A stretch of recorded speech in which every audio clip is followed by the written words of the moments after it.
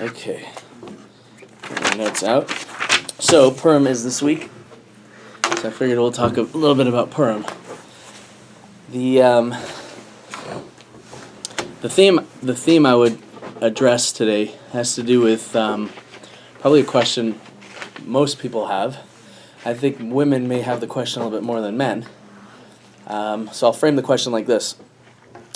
Purim is known to be, is said to be the holiest day of the year.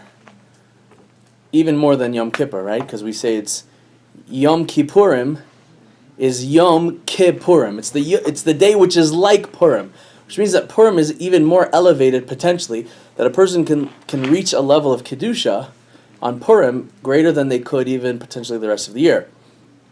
So Purim has this essence of the day, and we talk about the tefillah on Purim, that a person can connect in ways that they haven't been able to in the past. People should make requests or whatever it is. And so the challenge with Purim is that on one hand we talk about it being the most lofty and holiest day, but at the same time it seems like the day with the most chaos and lack of structure, lack of any semblance of spirituality or holiness. And I always say, for the perspective of women, this pretend smile, like while all these men are just going wild and drinking, and just the whole thing is just so strange. Like the contrast of the day, which is so holy, and on the other hand, we see nothing more than just, again, with leitzanus, with joking around. And we can't say that it's just that we invented the lightheadedness of the day, but because Chazal themselves and the halachas talk about specific requirements that a person should work to achieve. I mean, there is an inyan for a person to drink. More, again, depends on the halachic authority that you look at, but according to some opinions, a person should reach ad yada, that they should literally achieve a point where they lose their minds. Rabbi Yisrael Salanter, who was the founder of the Musar movement, he took that halacha quite literally, and every Purim he would drink so much that he would completely lose his mind. Now again, the modern day poskim say that a person should drink a little bit more yoser meher gelo, and then go to sleep, because when you drink a little bit and you go to sleep, then you're essentially losing your mind anyway. And then you can't tell the difference between Haman and... But there is a real halacha which says that a person should achieve that level of alcohol intake. There is an inyan to dress up on Purim too. Dressing up is also a strange thing. Who dresses up? Clowns dress up. Dressing up is lightheaded. It's fooling around. It's joking. So the contrast that we're talking about here is, how do we take such a holy day, and then what we experience of it seems to be exactly the opposite, right? Question makes sense? Let's develop the question a little bit more. I wrote a couple of psukim down because I don't know them by heart, but just to appreciate how serious it is for a person to be lightheaded, right? Chazal always talk about leitzanus. I did a search in Mishlei. Mishlei was, right, David HaMelech's book is Musar Sefer, and if I did a search on it, and he talks about a leitz 10 times throughout the Sefer. It seems like there's a lot of emphasis on a person who's a leitz. A leitz is a clown, a person who just jokes around. The first pasuk of Sefer Tehillim, David HaMelech's great Sefer, right? His contribution to the world. David HaMelech, you'd assume that the first pasuk is probably going to carry a lot of weight. And in the first pasuk, what is the first pasuk of Tehillim? There's like these levels of progression in terms of how severe a person could be. So what does the pasuk say? Ashrei ish asher lo halach ba'atzis rishayim. Praiseworthy is a person who doesn't walk in the way of the rishayim. So first level is a rasha. Ubederech chotim lo amad, and in the way of the chotim, the sinners, he doesn't stand. And who is the ultimate worst? V'lo amad b'moshev leitzim, and he doesn't sit with a gathering of leitzim, with a gathering of clowns, of people who are fooling around. It's interesting, Rav Dessler says that it's so bad to be, it says, Lo Yashav b'moshav leitzim. It doesn't say that he sits with clowns or with people who are like joking around. He doesn't sit in a place where leitzim sit, which means he says that even if you're not in their company, he says you shouldn't even sit in a place where leitzim gather, because maybe they'll show up and then they'll just infect your mind, and you'll lose all semblance of what's good in life. So Leitzanis is a terrible thing.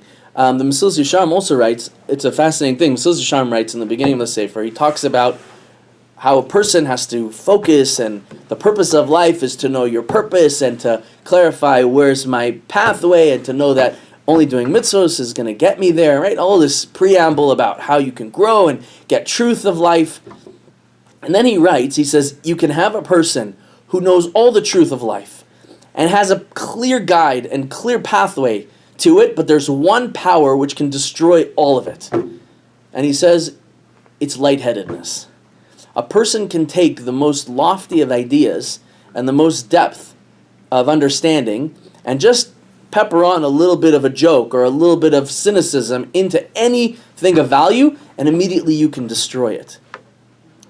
That's essentially the terrible aspect of Leitzanis. Leitzanis destroys the value in anything important.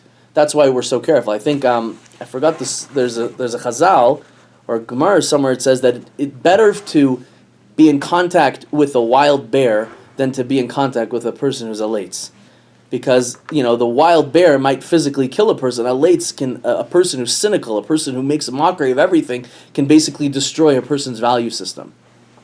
So, what's going on here? So, on one hand, again, to bring the question out, Purim is a holy day. It's a day of reflection, a day of depth.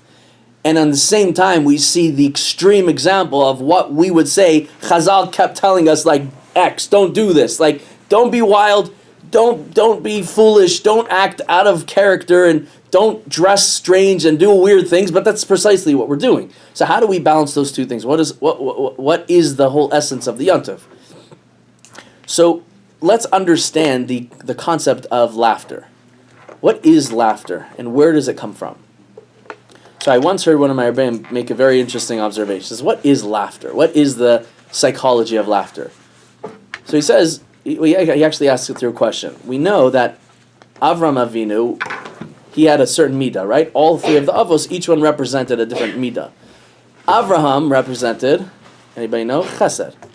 Yitzchak was din.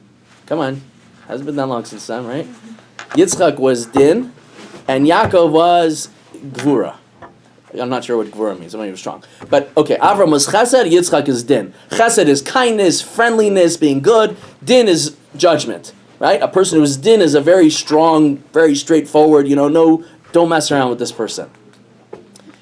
The irony of that is, what is Yitzchak's name? Yitzchak is din. His name is Yitzchak. Tzchok is laughter. So why is the person who represents din, judgment, tzchok, laughter? Avraham should have been named Yitzchak. He was chesed. Chesed is nice. Bring people to the table, have fun with them. Yitzchak, maybe his name should have been Dan or Daniel, like some form of judgment. Why do we call him Yitzchak? So he answered with a beautiful analogy. He says, the din of Yitzchak precisely is why his name is Yitzchak. And he says like this. He says, imagine you have the following scenario. You have a person who's going to go meet the President of the United States. He's got his nice three-piece suit on and his tie and his polished shoes, and he's walking on national TV, and he's about to go up to shake the hand of the President, and right before he gets to the President, he slips on a banana peel. Imagine, on national TV, and he flops on his face very awkwardly, and he's kind of, flopping and flipping around. Everybody just starts laughing. So why do we laugh at that? Why do we laugh at anything? Why laughing is such a strange thing? It's like this immediate reaction that we have when we observe certain things. So he said like this. He says, laughter is when the unexpected happens. When we were expecting the world to go in one way, and then immediately there's a shift, and then something unexpected happens, we laugh. That is the essence of laughter. So he says, beautiful explanation, Yitzchak is din, and precisely because Yitzchak saw a world which was so clear, his perspective on life was just so obvious and so clear to him how a person should be, that the whole world and the reality of the world was a joke. He's like, what is up with this crazy world? Everyone's lost their marbles.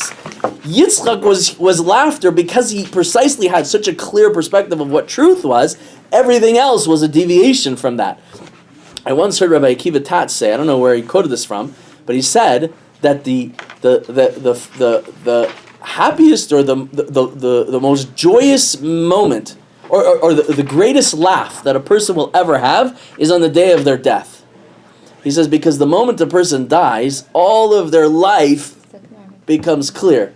Right? I don't know what the Chazal is, but he says that at that moment, when everything becomes clear, you look at your whole life, you're like, oh my gosh, that's why it happened, and then like there's this immediate shock that your whole life, all of a sudden, you realize was different than what you expected. He says, boom, immediately it elicits laughter. So this is the first point to build this idea, is that laughter comes when the unexpected happens. When the unexpected happens. That is the essence of any joke, right? A joke is when you're telling somebody something and then you flip it on them, then we laugh at it because we weren't expecting that to be what was going to be said. Yes? So what were you saying? Why does the person laugh on the day of his death? Because they had a whole perception of their life until that point in time. And they thought they understood what was happening. And then the moment a person passes away, the truth of why everything happened is immediately revealed to them. And that contrast is so dramatic that a person just bursts out laughing because they look at themselves and saying, wow, look what I thought. This is exactly the opposite of everything that I perceived. Everything I thought was this was really this. So he said that moment creates an immediate, elicits immediate laughter. There's a science to laughter. There's actually, there's different types of humor. And comedians, there are different types of comedians. So one of them is called improv. I don't know if you guys, if you're girls, I'm sorry, if you're familiar with what improv is. Improv is when you have actors on a stage, and it's hilarious if you ever watch an improv. But improv is when you have people on a stage, and then they basically give them a scenario on the spot, and then you have to act it out. And you have no prior script or anything like that, and it's extremely, extremely funny. Because, imagine they say, you are two people and you're excavating I don't know, I can't come up with something on the spot, but it's very, very funny. It's called improvisation, and it's known to be one of a very, very high level of humor. And the science of improv is that when they tell the actors in order to do things and immediately be funny, is that you can never turn down an offer. That's the rule of improv. Whenever somebody offers you something, you always have to do what was unexpected about that question, and immediately it becomes funny. And that's basically the formula that they use to create some of the funniest skits that you'll find around. So humor has the ability, is what happens when you have a certain expected reality and then the opposite happens. So you see that humor is a very powerful tool. So why were Chazal so concerned about humor is because humor can take the most important and deep of concepts and you can destroy it. I'll give you an example. Like you can go to a shir with a rabbi or a rebbitzin, right? And it's such a profoundly insightful, and you're like so inspired. You're gonna change your life, everything you ever wanted to do, right? And then in the middle of the class, you see like the teacher's got like this big like cauliflower or something sticking out, or like a big leaf right on his tooth, right? And it just looks so ridiculous. And so you're trying to focus, but you can't help but laughing, right? And then the whole class is over. And it was such a deep class, and then someone just makes a joke, says, did you see his mouth? You see what's going on? Now, no one here would ever say that, of course. But imagine the humor destroys it, right? Or someone's giving a class, and the tie is like, instead of it being here, it's like, coming down on the side, right? And then the guy and then you're out of the shear, and the guy's like, did you see his tie? And you just start laughing. What does that do? Boom, destroyed it. It destroyed the value of everything. That's why the cynicism and leitzanos is so terrible, because you can have complete truth. You can have something which is so obvious, and you just need a person to find a hole which is totally irrelevant to the subject, and it completely deflate the value of that idea. They went. I think they once went to the altar of Kelm. The altar of Kelm was a great Musar master, and he once gave an unbelievable shmuz. And one of the Talmidim went over to him, and he went over and said, Rebbe, he says, I don't understand. After a shmuz like that, how can anyone who heard that not change their whole lives? It was so profound and so powerful. How does anybody not change their lives after hearing that? So Alter looks at him, and he says, very simple. 3 words can destroy everything I said. Ha, ha, ha. Right, he probably did it better than I did, but it was a laugh. He says, laughter can destroy everything of value. So laughter is leitzanos. Leitzanos is making light of anything which is important. And that contrast creates a powerful deflection. If a person, right, that's often what we do, is like when we feel like intense pressure, like we feel like we need to do something or be something, we immediately like to deflect it by poking a hole into it, finding the flaw in it. When we find the flaw in it, we're essentially using the power of leitzanos to destroy the things of value. The word leitzanos is actually interesting. The word leitzanos comes from the word leitz. Leitz is a clown or a jokester. Leitz is also from the same root of the word latzet. Tseis, tzadik aleph taf. Tseis means to remove yourself. So leitzanos is essentially removing yourself from something. So now we see a very, very powerful negative tool of laughter and leitzanos. So now let's contrast that, because we find many places in Chazal that the power of laughter was actually not only used, but it was encouraged. The Gemara says a fascinating thing. It says that when Rabbah, I think it was Rabbah, who was the Gadol Hador of this time, whenever he used to start his shir, or his class, to his Talmidim, the Gemara says he used to start with a joke. Literally, he would get in front of the room and say, okay, Talmidim, knock, knock. Right? Who's there? He literally, the Gemara actually says, he would say a joke, and then everyone would laugh, and then he would start the class. It actually says that they laughed. Like, what's going on here? Why was he making a joke in the middle of a Torah shir? The Rambam writes another thing. The Rambam writes. I wrote the words here. The Rambam writes a very interesting thing about humor. The Rambam says he has a sefer that he wrote about medical health. They have a lot of them now. They like modern translation, and they put a lot of modern science in it about what the Rambam's halachas in health actually are very good for people to follow. So the Rambam says that more powerful than medicating a sick person or a person who's unwell, he actually says like this. He says what you should do is l'saper l'cholim sipurim mesamchim. When you go visit a sick person, what you should really try to do is find some really good, nice, fun, light-headed information or ideas or news or a story to tell the person that will make them laugh. Ulechadesh chidushim, and you should surprise them with ideas. V'yitzachik mehem, and make them laugh. V'hu v'chol chaburasoi. Not only should he laugh, but the joke should be so good that everybody in the room is also going to laugh. You got to have a good one.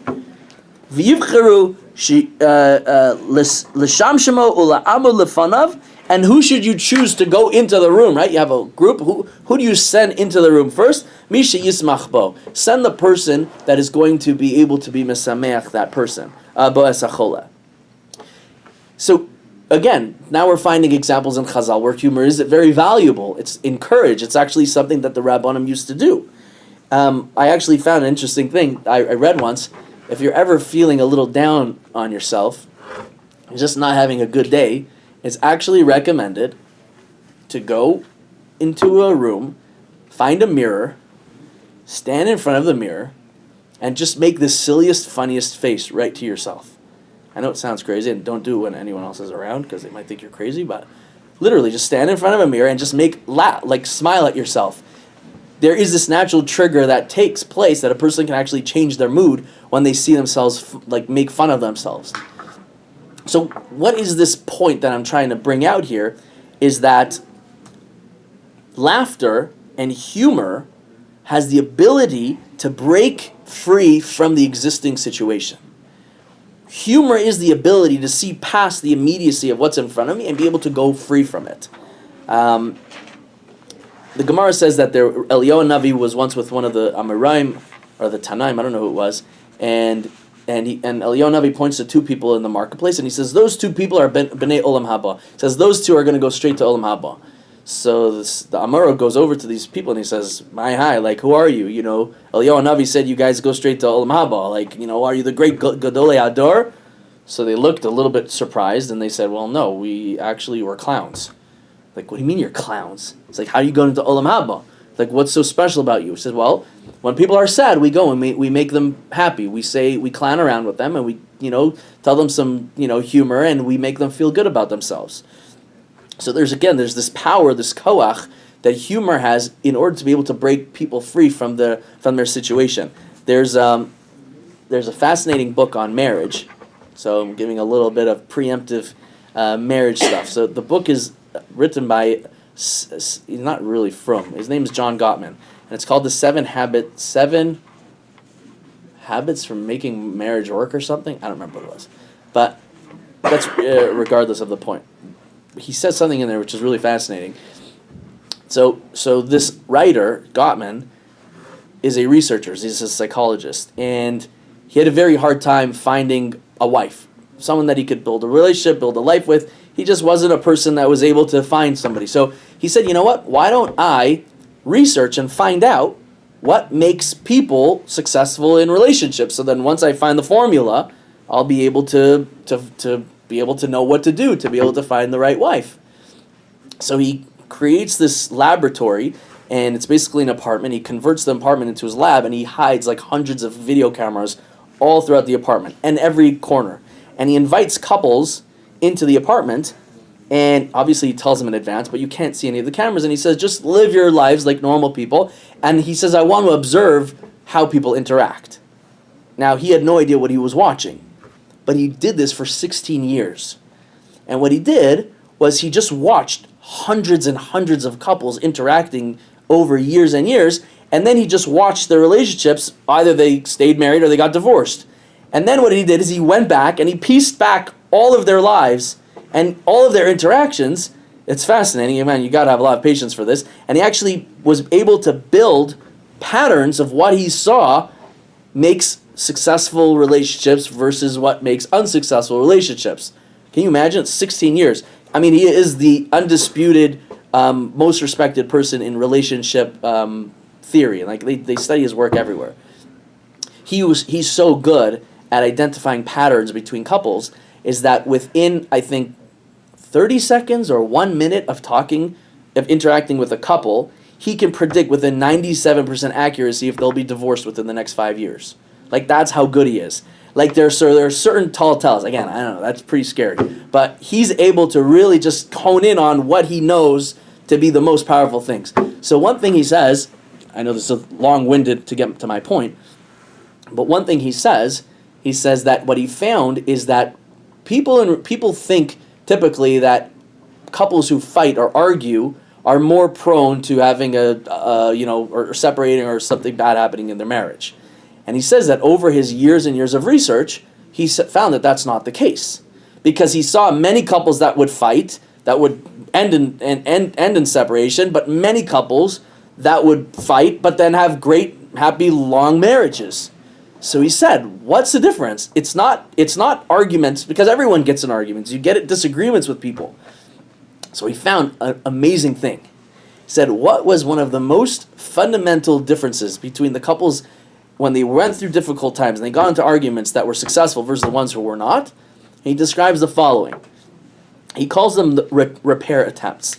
And he says what happens is that, I think the scenario he describes in the book, he says the wife wants to get a minivan.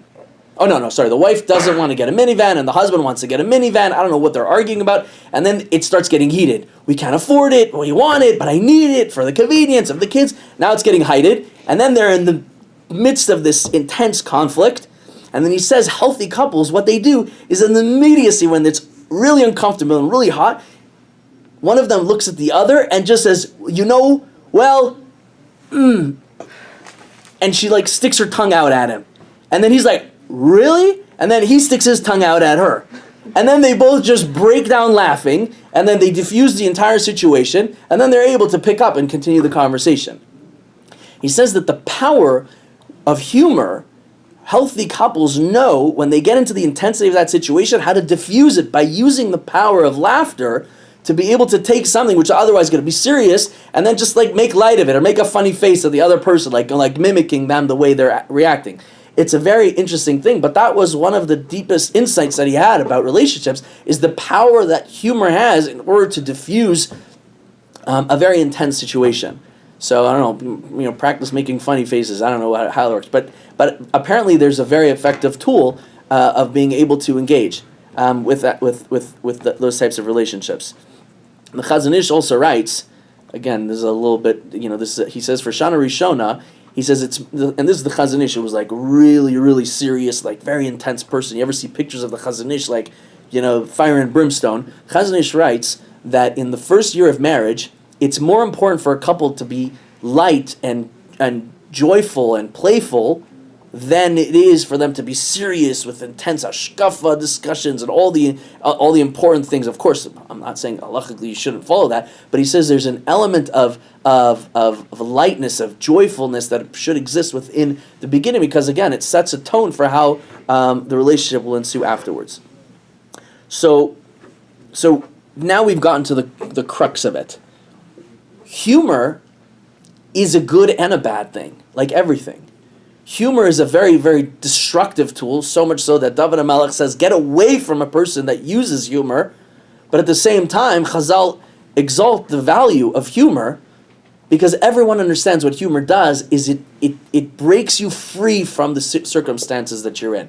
It's when you are expecting a certain reality and you're able to break free from that causes this immense jump of excitement. There's this aha moment that takes place, and that's so powerful that it can help remove a person from their current situation. That essentially is what is happening on Purim. Purim is a manifestation of us breaking free from the expected reality that we always assume and perceive to be going on. That was the whole Purim story. The whole Purim story was that life was on one track, and it seemed like bleak and terrible ending. And then within a moment's time, everything flipped, and the unexpected happened. What happens when the unexpected happens? Boom, joy. There's an immediate reaction of intense happiness that is a result of seeing the world flip on what you would have expected it to be. Dressing up is being unexpected. So the alcohol intake, again, although it has to be in moderation, and people say a person can't drink too much that they're going to get to a point where they can't follow halacha.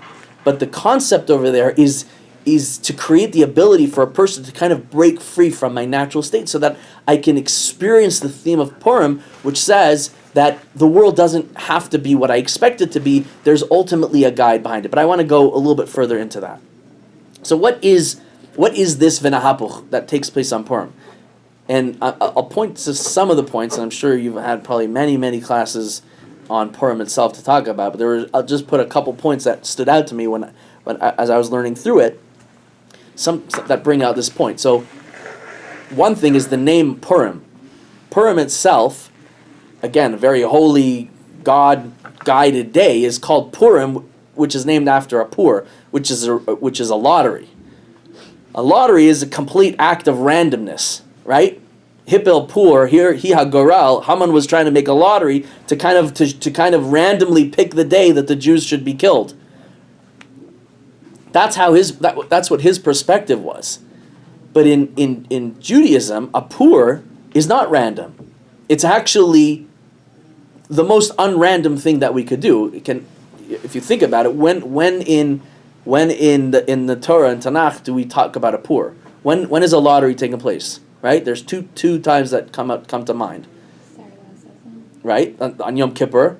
Right? On Yom Kippur we Ser La Hashem, Ser La Azazel, we pick the one. Seems like a random thing. Oh, on Yom Kippur we're doing random. What? On Mizbeach? What was the Mizbeach? Was there like a lottery to see who's gonna remove the ashes or whatever? Oh, that's what they did, the fingers. Okay, so that was a little bit different. The other one is Chalukas Haaretz, when they split up the Eretz Yisrael. So they also used there was a gorel that like a gorel that went to it.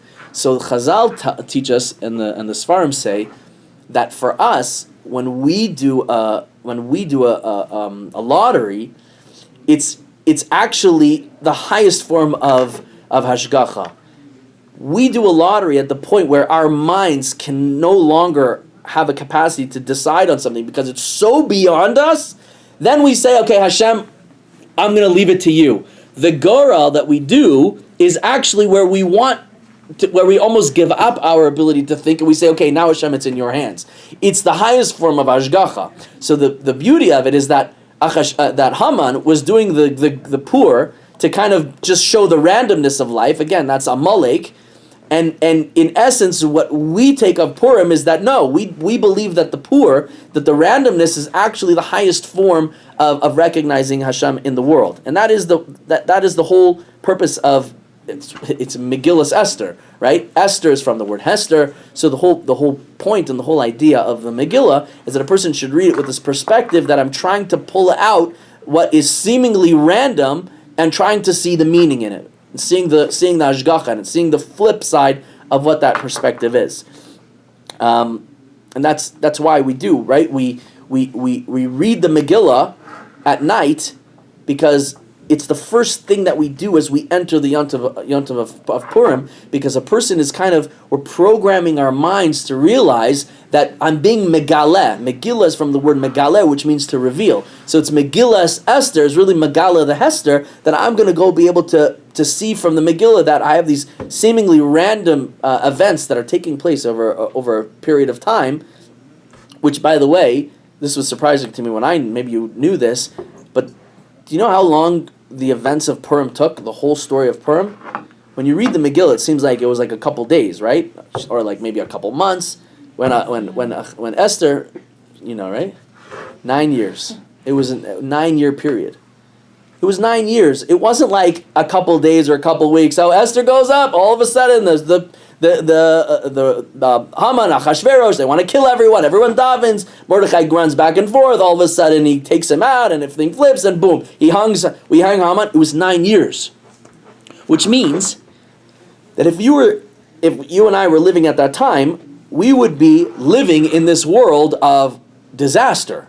Here we have a Jewish girl who's kidnapped, and she's now forced to go and live in the king's house for years. There's nothing happening. Nobody saw any Ashgachas Hashem. And then you have like these random moments that take place over a 9-year period that no one in their right mind would ever think that there's an element of Ashgacha here. It's just long periods of time with subtle moments that take place in between.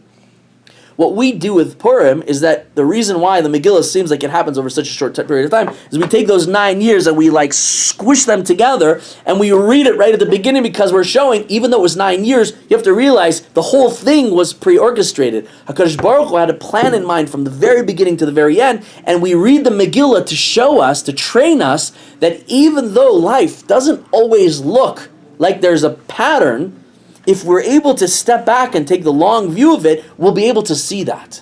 That's the power of the Megillah. That's what we're essentially trying to do. A couple of other examples of this. This was fascinating, right? So the Suda on Purim, the Suda of Achashverosh, the reason why they had the Suda was because he was celebrating the calculation of the 70 years that the Beis HaMikdash was supposed to be rebuilt, right? So they actually made a calculation. The calculation was off, but he didn't know that. And they thought, 70 years passed, the Nevuah did not come true. Boom, the Beis HaMikdash will forever be destroyed, and the Jews will now be decimated. So he made the Seudah to celebrate the final destruction of the Beis HaMikdash. And look at the irony here. He's celebrating the destruction of the Beis HaMikdash at that Seudah. What happens at that Seudah? Vashti, his wife, is killed. Because of that Seudah, who is chosen? Now, who was Vashti, by the way? Vashti was the granddaughter or the daughter of Nebuchadnezzar. Nebuchadnezzar is the one who destroyed the Beis HaMikdash, right? Who is replaced with Vashti at that very meal? Esther is the consequence of that. And Esther's son Daryavish is the one who builds the Beis HaMikdash. So look at how remarkable it is at the Seudah where they're celebrating the destruction of the Beis HaMikdash. Within that very celebration is the rebuilding of the Beis HaMikdash.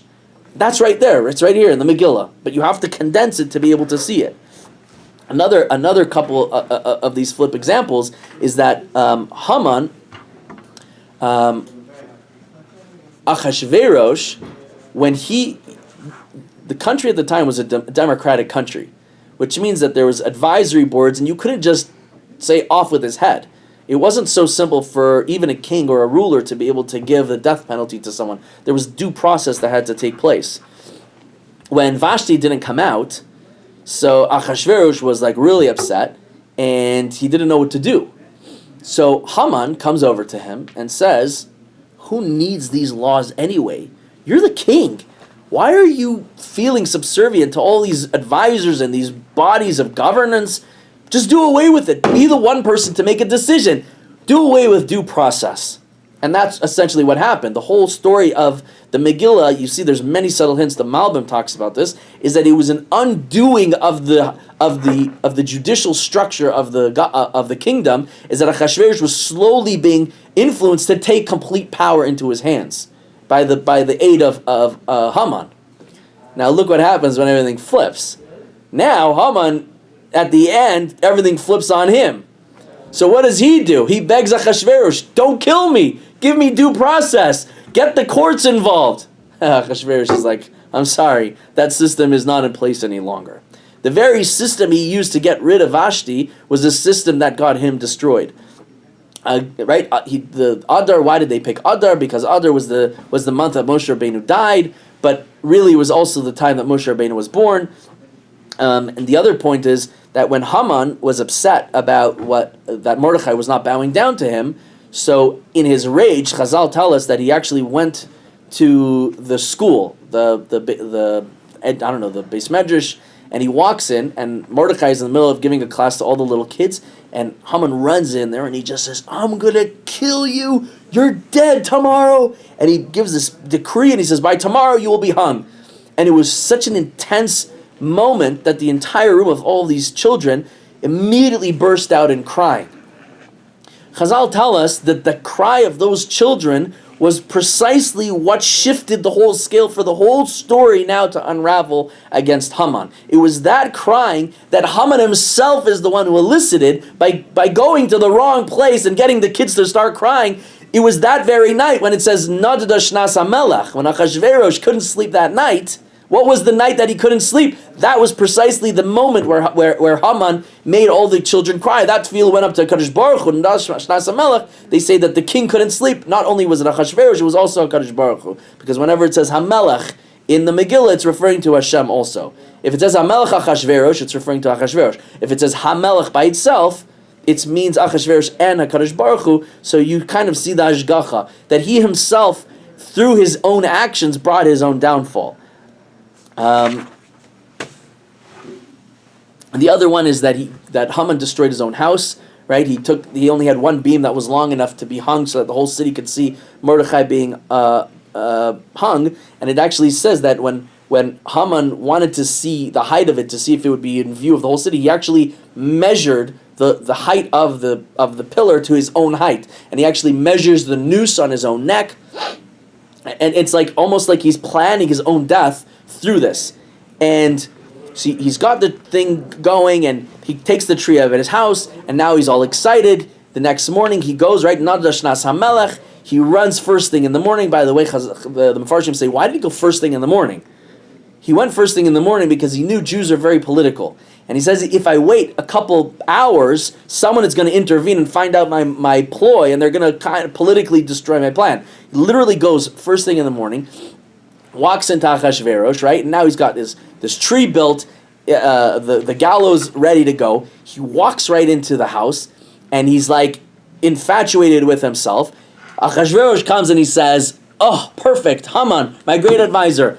What should I do for a person who the king has a lot of honor for?" Right? And the Megillah says that Haman he was thinking to himself, wow, who else could he be thinking about other than me? And then he starts saying, yes, you should give him the horse and the crown. By the way, he says he wants the crown too, because he's kind of indicating how he wants to take over the kingship. When Achashverosh tells back what he should do for Mordechai, he actually leaves out the crown piece, if you look inside. But look at this moment. In his mind and his heart, he's feeling, this is me, this is me, this is me. The only one person, the most unexpected person that should ever come to mind when he says, do everything you just said for Mordechai, there's this moment of shift that should take place in his mind. He should be sitting here and shocked, thinking like, whoa, that is too unlikely. That is too impossible to happen. But he doesn't do that. Listen to the pasuk. Right after this event, when he says, do everything I just told you for Mordechai, and now he should just think, I just planned this whole thing about killing this guy, and now all of a sudden everything I want is going to happen to him? There should be a moment of reflection. There should be a moment of clarity. What does the pasuk say? The pasuk says like this. He goes home to his wife. Vayisaper Haman leZeresh ishto. He goes home and he talks to Zeresh, ulchol ohavav, and to all that are beloved to him. And he tells them as kol asher kara. And he tells them everything that happened. Chazal say a very interesting thing.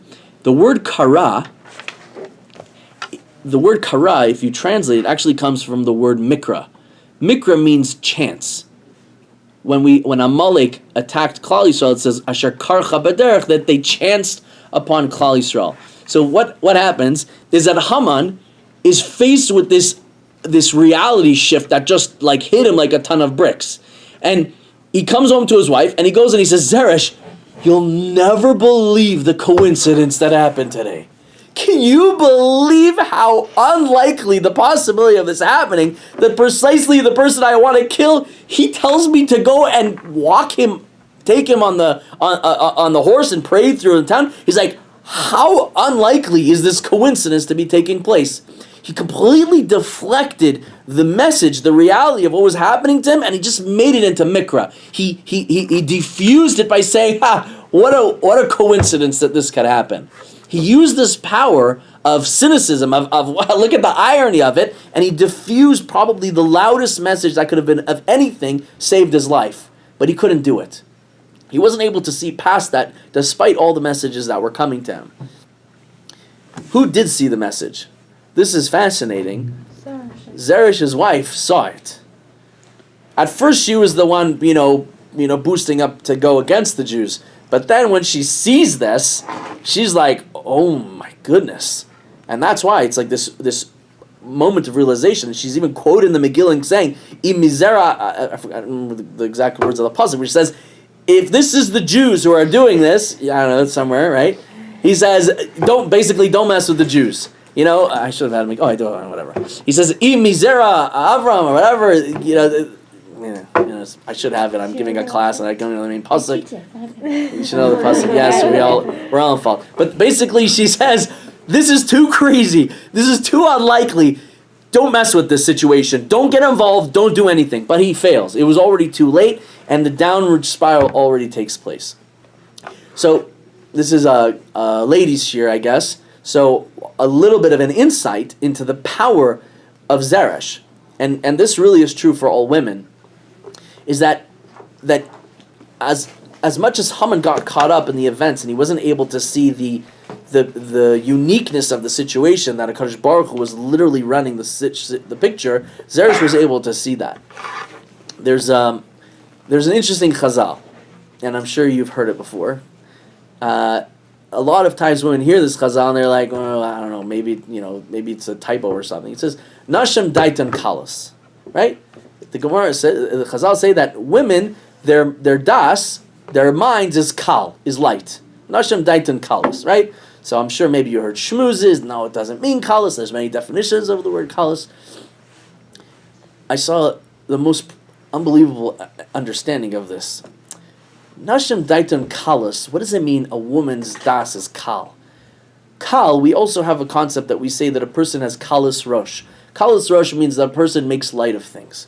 A person who kind of sees things and just makes light of them. So again, could be used in a negative connotation, but could also be used in a very positive way.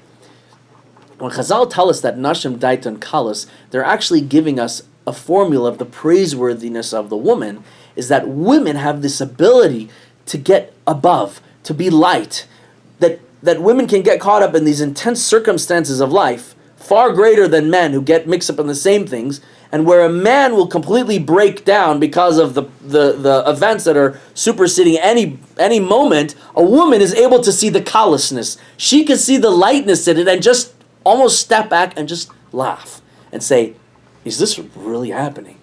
No. This is not a bunch of random acts taking place one after the other. A woman is able to see the lightness in things and be able to almost deal with it with this natural ability to be able to see through things. And that's a tremendous ability that women have, and it's very important for a person to be able to tap into that.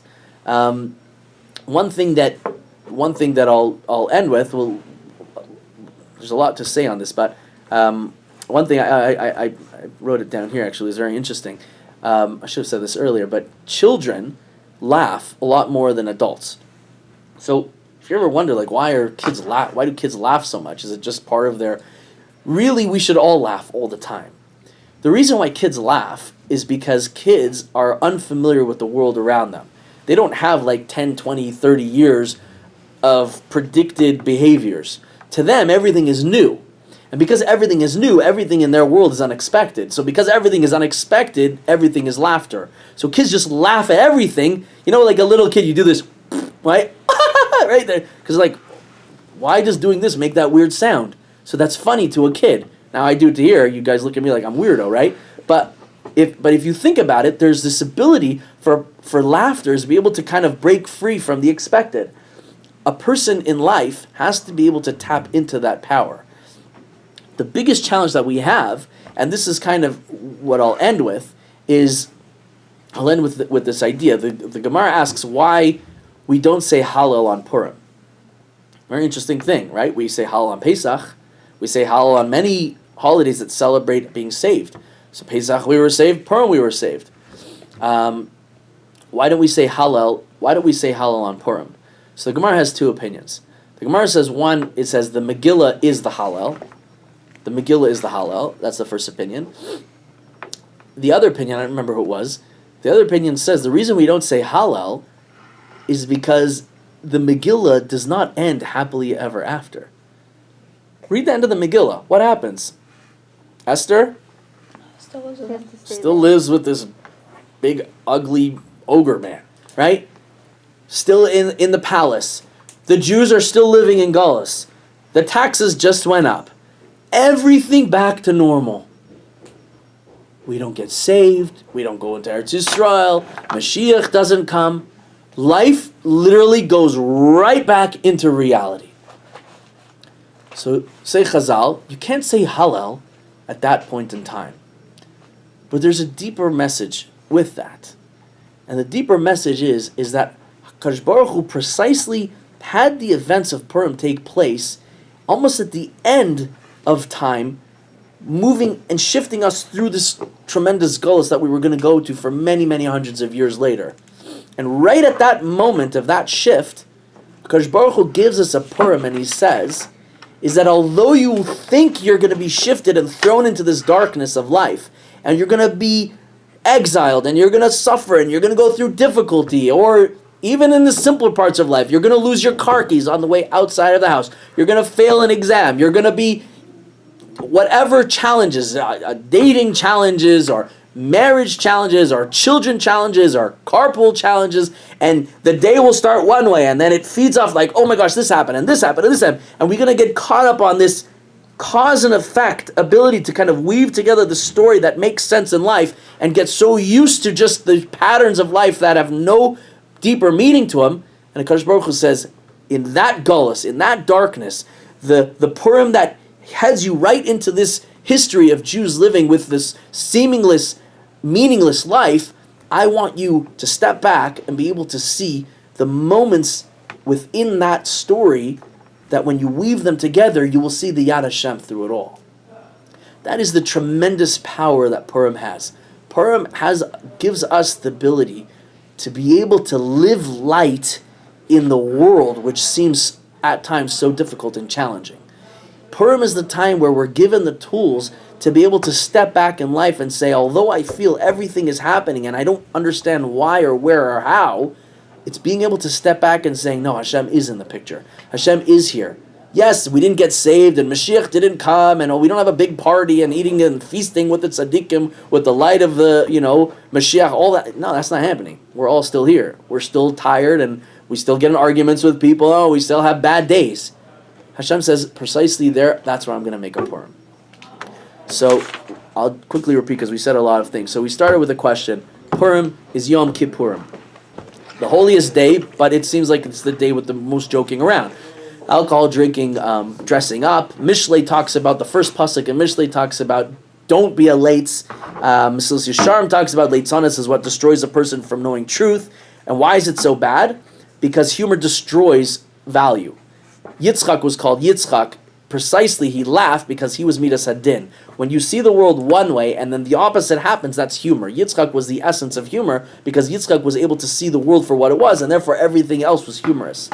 Comedians are improv because they just do whatever is unexpected, and that makes humor. That's leitzanis. Leitzanis is to remove myself. Latzeis, because when a person laughs, they have the ability to destroy and remove themselves from the quality of anything which was important. But the power of leitzanis is also used in the good.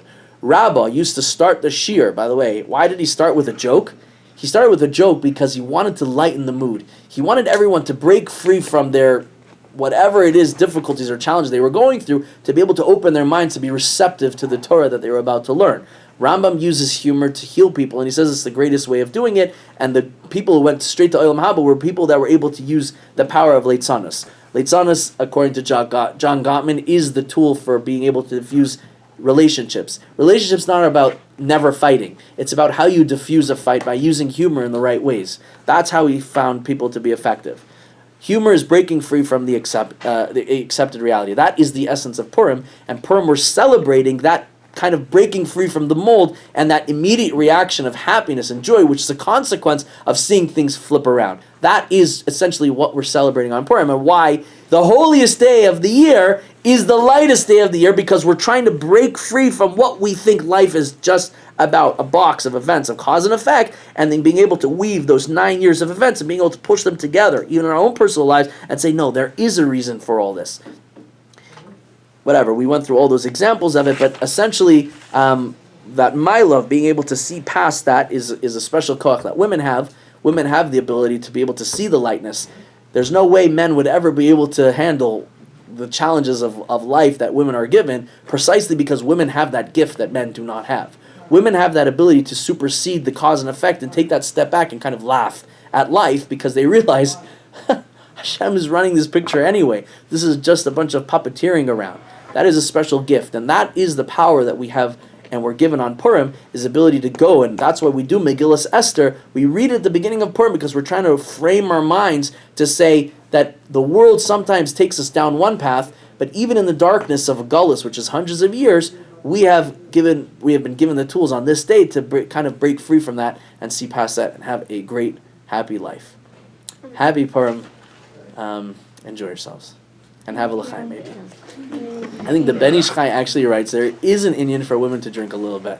So I'm just saying, put it out there. Yeah, that's what Elvin Markowitz said. Yeah. No, did he? Okay. I don't. So I'm not the only one. I don't drink. Thank you.